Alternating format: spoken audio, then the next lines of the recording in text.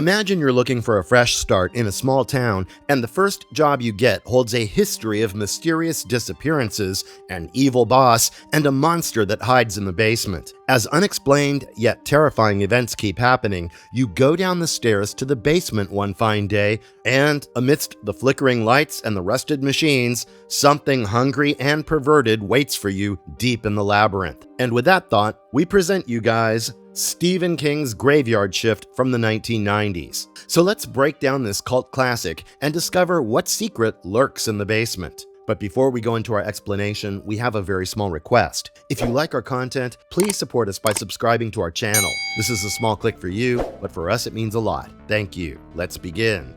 Graveyard Shift, the plot. The film begins with yards of thread being spun in a textile mill, with a group of workers laboring in the mill. Beneath that floor, in the basement of the mill, we meet a lone guy shoving shreds of cotton into the churning machine. He has to carry large bags of cotton, way bigger than himself. The claws of the machine look like a set of hungry teeth feeding on the cotton. As rats scurry through the corners of the basement, we notice a danger warning that says, "Keep hands out of moving machinery." The entire machinery is marked with cautionary warnings of its hazardous nature. With his face covered in sweat and dirt, the tired and disgruntled laborer looks at the temperature reaching almost 100. Frustrated, he slams his fist into the wall, which lands on the sharp end of a nail. Blood streams down his fist. Like this is the usual routine, he walks to the cabinet to fetch some antiseptic. As he dabs the soaked cotton on his palm, a small rat is quick to appear. The guy greets the rat, saying,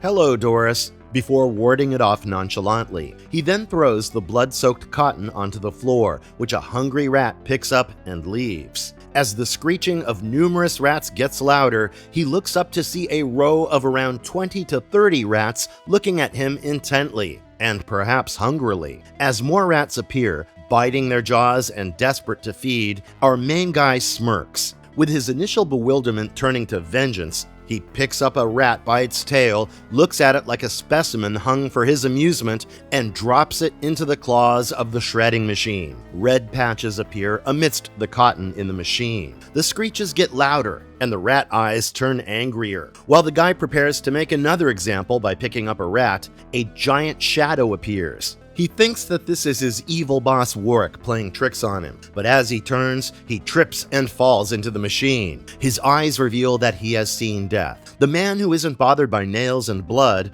or even a whole colony of bloodthirsty rats, now lets out a dreadful cry at what he has seen. But the churning machine is far from kind. He meets the same fate his victim had met barely a minute ago. The claws keep moving, the cotton is now soaked in blood, and the rats share a grand feast. This is the kind of horror that the genius of Stephen King concocts. In the next scene, an exterminator named Tucker Cleveland, played by Brad Dourif, arrives at a dark and misty location. The house has a full gothic setting, and he's seen crawling onto the roof of the building, dragging a fire hose. He feeds the hose into the building's ventilation system, while his partner stands by a pump motor outside. While the partner activates the pump, flooding the basement with water, a satisfying bunch of rats are drained out and emptied into a nearby stream. The eccentric guy, with his face full of a sinister smile, is elated to look at the rats. Meanwhile, a drifter named John Hall, played by none other than David Andrews, arrives in town seeking work. Outside the mill, we see a poster of the place looking to hire people. The radio plays the news of the accidental death at Bachman Textiles. Jason Reed is reported to have been working the night shift when the mysterious accident occurred. The foreman of the mill, a dashing Mr. Warwick, played by Stephen Mocht, arrives in his fancy black car. When confronted about his mill being a walking death trap, Warwick promises to get rid of the rat infestation by the 4th of July. Although it's unlikely that Warwick will find a crew willing to work there, John Hall attends an interview where he convinces Warwick to employ him at the mill. Hall is to work from 11 at night to 7 in the morning, a period that's called the Graveyard Shift. John Hall arrives at the mill in the middle of the night. The rat infestation seems to be the first thing that he notices and struggles with. As he shoots cans at the rats, Cleveland introduces himself to Hall. Cleveland is an expert in martial extermination and talks about his experiences with rats. He also admits that the mice at the mill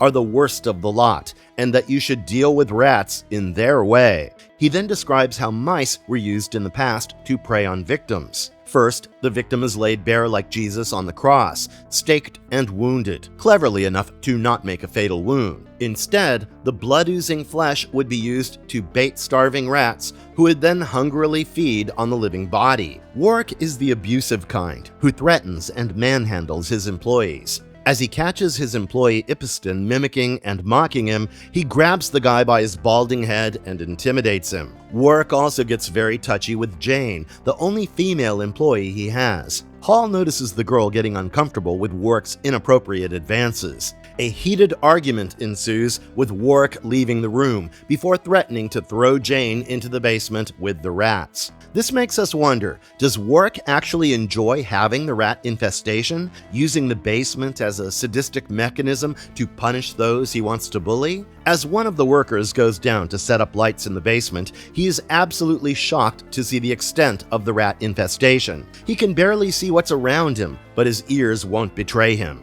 As growls and grunts of a beast surround him, his sixth sense picks up on the presence of something his eyes cannot scan. Within moments, we see him being completely engulfed within the membranous wings of a giant bat. Only his silhouette is visible as blood streams down his legs and his frame becomes still. Could this be the monster that Jason Reed had seen before stumbling into the machine? What is this evil that lurks in the basement? Anyway, as usual, the mill moves past this accident as well. Another hiring advertisement is flagged outside the building. As Hall goes to the pub for lunch, the bullies pull a prank on him by treating him to free food, which is actually a disgusting little plate of veggies and a whole piece of uncooked rat. But Hall is mature enough to not grace this with a response. Jane notices this and later offers him a ride. But Warwick, who has clearly shown interest in Jane before, watches Jane and Hall together and is jealous.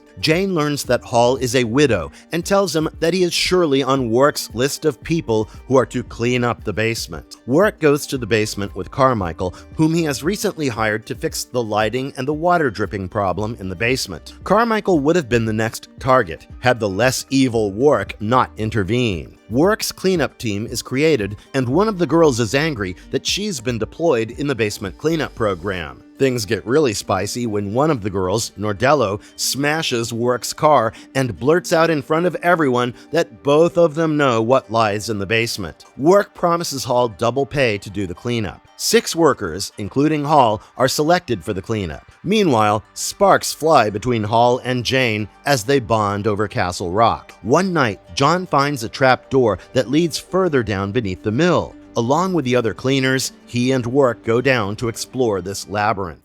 Down in the labyrinth, down the stairs, into the underground, the labyrinth holds mystery in the form of scary cobwebs, scraps of corpses, and the stench of stale piss. The stairs of this old mansion, dating back more than 50 years, collapse. Suspense brews as the crew is trapped underground with the creature. The monster then begins killing them off one by one. First, it's Brogan. Something wicked slips into the water and pulls the bloodied face of Brogan down into the unknown depths. Next, it's Carmichael. As he puts his arm into a hole, the creature feeds on his hand before sucking him into it. Hall and Jane manage to survive the bloody red water by holding on to a piece of wood. Warwick watches the dreadful creature devour on the remaining guy before crashing into a pile of human bones. Seems like the creature had a nice feast all along. As Jane and Hall try to rescue Warwick, Warwick chokes and stabs Jane. But karma bites back, and in this case, Warwick falls into the clutches of the beast and is ultimately chewed into a pulp.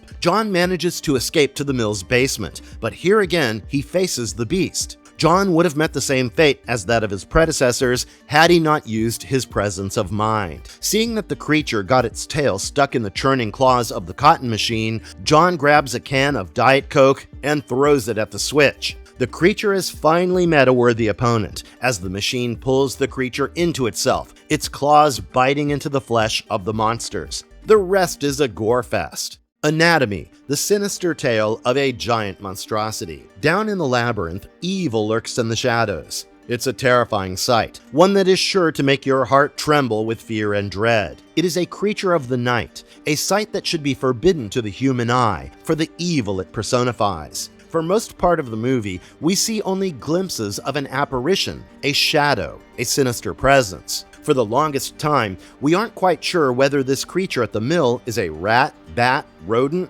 possum, or a weird mixture of all of these. But visibly, it is a mammal. From what we understand about this giant megabat animal, we can estimate its size to be around 15 feet in width. It's pretty tall, way taller than humans, placing it at some 8 to 10 feet in height. As for its forelimbs, a thin membrane called the patagium forms the wing-like structure that is so common to bats. When Carmichael goes to the basement, we see a close-up of its face. A grayish-white, hollow, translucent eye is seen entrenched in a slimy, wrinkled face, dotted with sparse little shafts of hair. Within the crevices of the wrinkles, fresh stains of blood glisten. 2 large curly nails appear before Warwick appears on the scene. When Nordello falls down the staircase and bleeds out, rats appear on the scene before the giant mouth of a hungry beast darts at her. When one of the members of the cleanup crew falls on his stomach in the murky waters of the underground, he raises his head to look at the beast. It looks like a rat, with a pointed tail and a furry snout. What fascinates me is that it's always stained with blood, be it the claws, the face, or the jaws.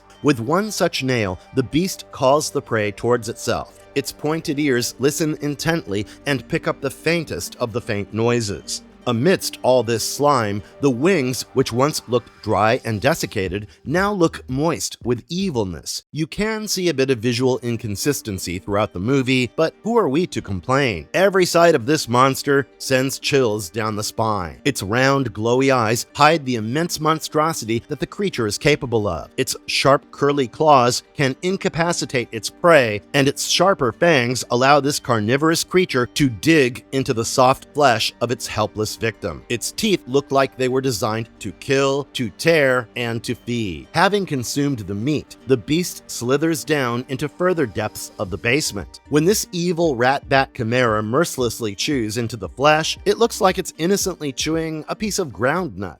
Powers, a scavenging beast. As for its powers, the beast is always on the lookout for food, and every power is tailored to this end. We've seen how its entire anatomy is designed to be calculative camouflage. Its bat-like nocturnal habits make it very well suited to hide, trap, and kill its prey during the night. Silent and secretive, it stealthily builds up its attack on the victim. As a scavenging predator, its senses are always heightened to locate the prey. Blood calls the creature into a vampiric lust. The creature uses echolocation for offense as well as defense. Its muscles are strong enough to crush an entire human with just the wings. We see blood and flesh strewn all over the place, red streams flooding the place, and the beast sitting peacefully biting into the crunchy bits of meat. That itself confounds the viewers. On one hand, you have the pangs of hunger and the natural course of evolution, where the predator hunts for sustenance. On the other hand, you have an unfathomably sinister being whose existence feels like a curse to both civilization and nature. Furry and dark, this beastly creation by Stephen King is the stuff that nightmares are made of.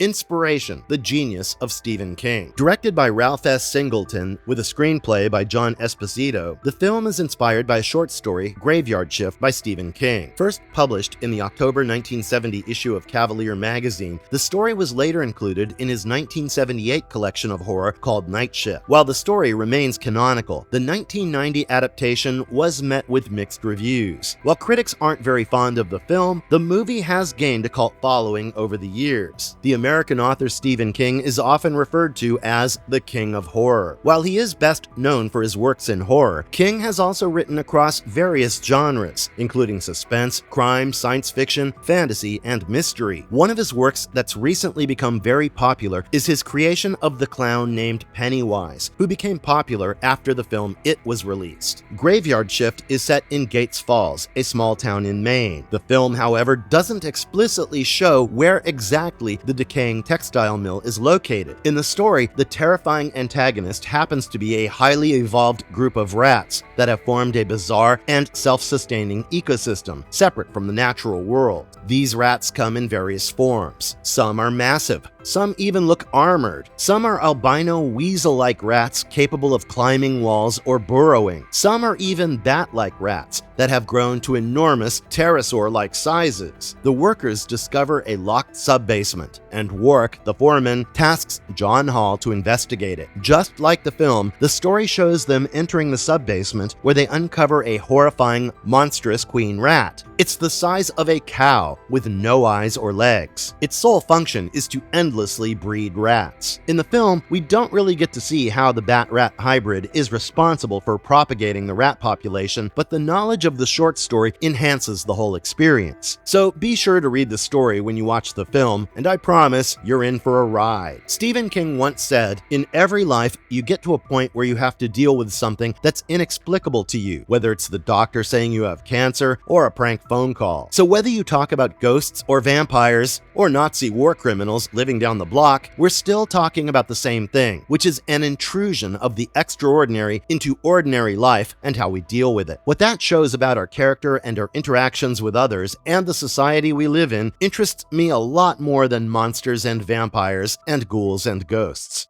Marvelous verdict. Graveyard Shift is a film that uses more than just grotesque visuals and jump scares to induce horror. It pokes at some unknown fear that's rooted in our psyche. The different floors of the mill are symbolic of the different layers of our mind. As a classic Stephen King horror, at the surface level, we see everything cheerful, be it the banter and the pranks of the bullies or the romance brewing between the couple. But as we delve deeper, the mind gets darker and we are confronted with newer horrors. Of course, the creature exists out there, and it's as real as the victims it preys upon. But the layer of horror that exists in the basement and then in the sub-basement also reflects the horrors that live in the conscious as well as subconscious mind, much of which is unknown to us. In the end, recalling King's words, it's how we face the horrors that truly makes a story interesting. And if you liked our content, don't forget to leave a like and subscribe to us if you haven't already. Have a good one and be safe. Thanks, everyone.